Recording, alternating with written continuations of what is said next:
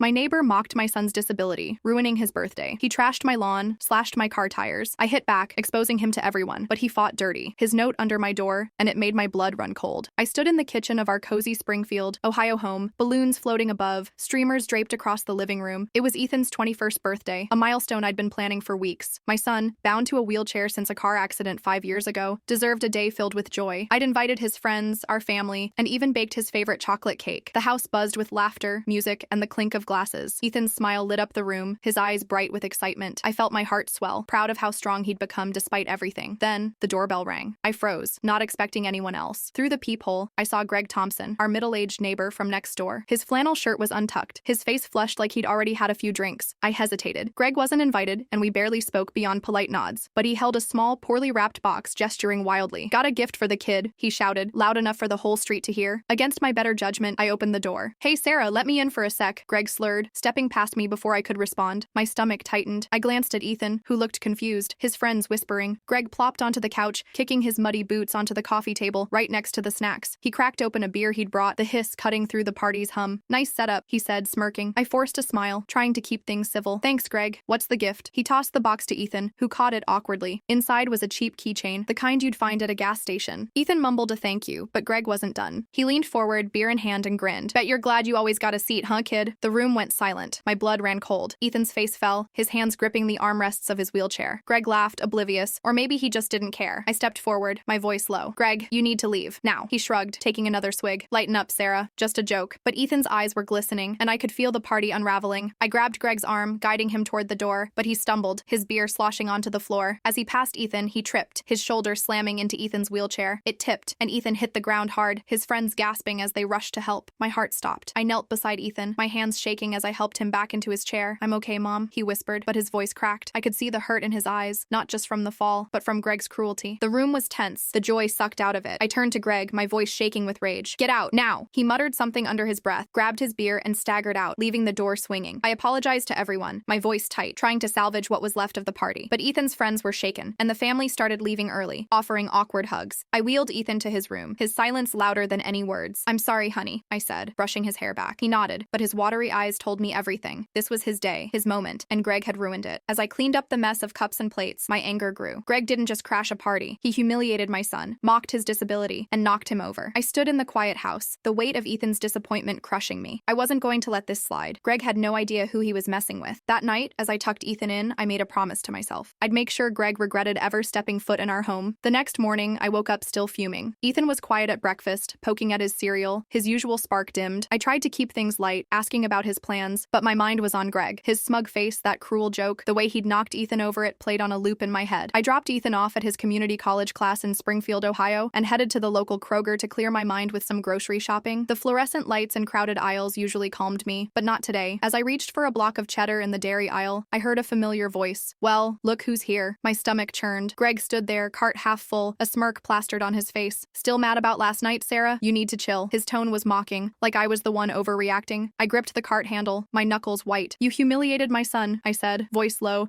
trying not to cause a scene. He laughed, loud enough for nearby shoppers to glance over. "Kid's too sensitive. Toughen up." I walked away, my blood boiling. His arrogance fueled me. I wasn't just angry anymore. I was determined. That evening, as I mowed the lawn, I noticed Greg's trash cans overflowing, bags spilling onto his yard. By morning, some of that trash-rotting food, empty cans had mysteriously ended up on my driveway. The stench hit me as I stepped outside, and I saw coffee grounds and what looked like spoiled chili smeared across the pavement. My jaw clenched. This was no accident. I cleaned it up, gagging as I scrubbed the mess, but my resolve hardened. Greg was escalating, and I wasn't going to let him terrorize us. That night, I heard his dog barking nonstop, country music blaring from his house. It was past midnight, and Ethan couldn't sleep. I'd had enough. I called the Springfield Homeowners Association and reported Greg for noise violations and his dog running loose. It felt small, but it was a start. A few days later, I saw a notice taped to his door, a warning from the HOA. Greg's scowl as he read it gave me a flicker of satisfaction, but Greg didn't back down. A week later, I noticed Ethan struggling to get up our wheelchair ramp. The wood was scuffed, splintered, like someone had dragged something heavy across it. I checked the security light we'd installed. It was smashed. My heart sank. I knew it was Greg. Ethan looked at me, his face tight. "Mom, why's he doing this?" I hugged him, promising I'd handle it, but inside, I was raging. This wasn't just about me anymore. Greg was targeting my son. I started talking to neighbors, casually at first. At the mailbox, I mentioned to Mrs. Carter how Greg crashed Ethan's party, mocked his disability, and tipped his wheelchair. Her eyes widened, horrified. I told Mr. Jenkins about the trash on my lawn, hinting Greg was unhinged. Word spread spread fast in Springfield. By the weekend, I saw neighbors giving Greg sidelong glances, avoiding him at the community BBQ. He noticed, his usual swagger faltering as people crossed the street to avoid him. I wasn't done. I knew Greg worked at a local construction firm, Thompson Builds, from a sticker on his truck. That night, while Ethan slept, I sat at my laptop, digging. His LinkedIn profile confirmed he was a project manager. Perfect. I created a burner email, professional but untraceable, and drafted a message to his boss. Concerned about Greg Thompson's behavior, I wrote. He's been unprofessional, making others uncomfortable. You might want to look into it. I sent it to the company's HR and the owner, careful not to overplay my hand. Just a seed of doubt, enough to make them watch him closely. The next day, I saw Greg leaving for work, his face tense, phone pressed to his ear. He looked rattled, and I felt a surge of triumph. My plan was working. Neighbors whispered, his job was under scrutiny, and Greg was starting to feel the pressure. But I knew he wouldn't go quietly. As I watched him speed off, my heart raced not just with satisfaction, but with a growing unease. Greg was cornered, and cornered people get desperate. I stood on my porch in Springfield, Ohio, watching Greg's truck peel out of his driveway. His usual cocky grin was gone, replaced by a tight jaw and a hurried glance over his shoulder. My emails to his boss at Thompson Builds had hit their mark. I'd planted a seed, and it was sprouting, but the satisfaction was bittersweet. Ethan was still shaken, his confidence chipped away by Greg's cruelty. I couldn't stop now. Greg had to pay for what he'd done to my son. I started with the neighbors. At the community center's bake sale, I pulled Mrs. Carter aside, my voice low. You know Greg next door? He showed up drunk to Ethan's 21st, mocked his wheelchair, and knocked him over. Her hand flew to her mouth, eyes wide. I didn't need to exaggerate. The truth was damning enough. I told Mr. Jenkins the same story while we waited at the bus stop,